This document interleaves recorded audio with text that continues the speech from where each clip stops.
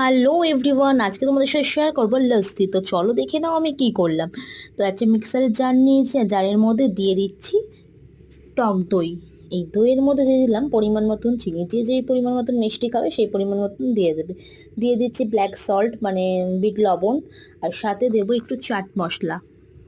দিয়ে এবার একসাথে এটা মিক্সারে বয়েল এই সে মিক্সিং করে নেবো আর কি।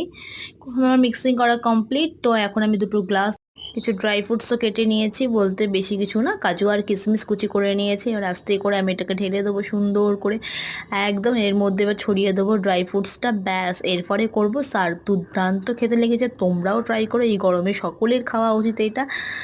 এটা আর শরীর ভালো থাকবে, মাথা ঠান্ডা থাকবে। তো চলো এখনকার মতন এইটুকু, দেখা হবে আবার নতুন কোনো ভিডিও নিয়ে। ততক্ষণে তোমরা নতুন বন্ধু হলে চ্যানেলটা সাবস্ক্রাইব করে পাশে থাকো। দেখা হবে নতুন নতুন ভিডিও নিয়ে, বাই।